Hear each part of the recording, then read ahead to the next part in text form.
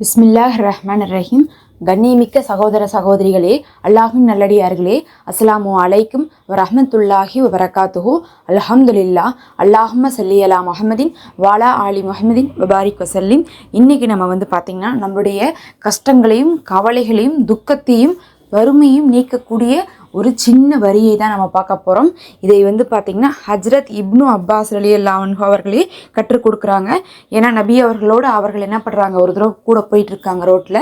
அப்போ நபி ஸல்லல்லாஹு அலைஹி வஸல்லம் அவர்கள் என்ன பண்ணுறாங்க, வீட்டுடைய கதவுடைய நிலையை பிடித்து கொண்டு அப்துல் முத்தலிபுடைய குடும்பத்தை பார்த்து சொல்கிறாங்களாமா, உங்களுக்கு ஏதாவது கவலையும் நெருக்கடியும் வறுமையும் ஏற்பட்டால் இதை ஓதிக்கொள்ளுங்கன்ட்டு.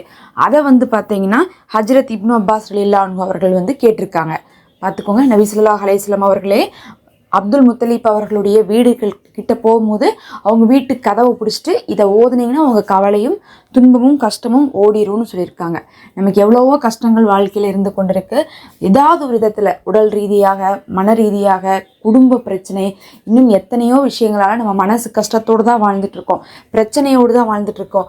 எப்போ இதுக்கெல்லாம் நல்லது நடக்கும், எப்படியாவது நம்ம நிலைமை மாறிடாதா, நமக்குன்னு நல்ல ஒரு வாழ்க்கை அமையாதா, நமக்குன்னு ஒரு நல்ல வருமானம் வசதி வேலை அமையாதான்னு சொல்லிட்டு கவலைகளோடுவே வாழ்ந்துட்டுருக்கோம். மவுத்தாகிற வரையுமே இந்த உலகத்தில் மனிதனுக்கு தேவை அப்படிங்கக்கூடிய ஒரு விஷயம் இருந்து கொண்டே இருக்கும். உங்களுக்கு பரிபூர்ண எல்லா தேவையும் நிறைவேறினவங்களாக வாழ முடியாது. ஏதாவது ஒரு விஷயங்கள் இருந்துகிட்ருக்கும். அதையும் மீறி தான் எல்லாருமே என்ன பண்ணிகிட்ருக்காங்க, வாழ்ந்து கொண்டு இருக்காங்க. அப்போ மனசில் இருக்கக்கூடிய அந்த கவலை தரக்கூடிய அந்த துக்கத்தையும் அந்த துயரத்தையும் போக்கக்கூடிய சக்தி யார்கிட்ட இருக்குன்னு பார்த்தீங்கன்னா அல்லாஹ்கிட்ட இருக்குது. அல்லாஹு நான்னா நம்ம மனசில் இருக்கக்கூடிய அந்த கவலையும் துக்கத்தையும் வாழ்க்கையில் இருக்கக்கூடிய பிரச்சனையும் நீக்கி வைப்பான், கொஞ்சம் குறைத்து வைப்பான். ஏன்னா கொஞ்சம் குறைஞ்சாவே நமக்கு என்னவா இருக்கும், ஆறுதலாக இருக்கும். நாம் நம்ம வாழ்க்கையை அப்படியே வாழ்ந்து கொண்டே மற்ற காரியங்களே பார்த்து கொள்ளலாம். அப்படி இல்லை, அது ரொம்ப ஒரு பெரிய கஷ்டமாக போச்சுன்னு வச்சுக்கோங்க, நம்மளால் சாப்பிட முடியாது, தூங்க முடியாது, வாழவே முடியாது. நிறைய பேர் பார்த்திங்கன்னா எனக்கு வாழவே விருப்பம் இல்லை சிஸ்டர்லாம் கமெண்ட் பண்ணுறாங்க. அந்தளவுக்கு அவங்களுக்கு சோதனையும் கவலையும் இருக்குது. அதை அல்லாஹு லேசாக்கி வைக்கிறதுக்கு இதை ஓதுங்க. இதை தான் நபி அவர்கள் கற்றுக் கொடுத்தாங்க. அல்லாஹு அல்லாஹு ரப்புனா லா நுஸ்ரிக்க பிஹி செய்அன் அப்படின்னு என்னத்தோன்னா, அல்லாஹு அல்லாஹு ரப்புனானா அல்லாஹுவை அழைக்கிறோம்.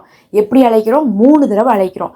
2 தடவை அல்லாஹுன்னு அழைக்கிறோம், 1 தடவை ரப்புனான்னு அழைக்கிறோம். அப்படின்னு என்ன அர்த்தம்னா, அல்லாஹுனா அல்லாஹுன்னு அர்த்தம், ரப்புனானா என்னுடைய ரப்பேன்னு அர்த்தம். இது ரெண்டுமே அல்லாஹுவுக்கு நம்ம அழைப்பதிலே ரொம்ப பிடிச்சது. அதனால தான் குர்ஆனில் பார்த்திங்கன்னா பல இடத்துல துவாக்கள்லாம் யா அல்லா, அல்லாஹும்ம அப்படின்னு ஆரம்பிக்கும். அதேமாரி ரப்பனா, ரப்பி அப்படின்னு ஆரம்பிக்கும்.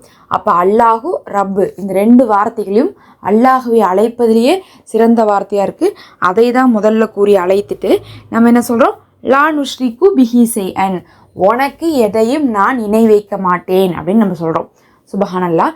இது ஏன் அவ்வளோ ஸ்பெஷல் அப்படின்னு சொல்லிட்டு கேட்டிங்கன்னா, இந்த உலகத்தில் மனிதன் படைக்கப்பட்ட நோக்கமே அல்லாஹுவுக்கு மாறு செய்யாமல் அல்லாஹுவை வணங்குவது தான். எல்லா பாவத்தையும் அல்லாஹ் உங்களுக்கு மன்னிச்சிருவான் நீங்கள் செஞ்சீங்கன்னா.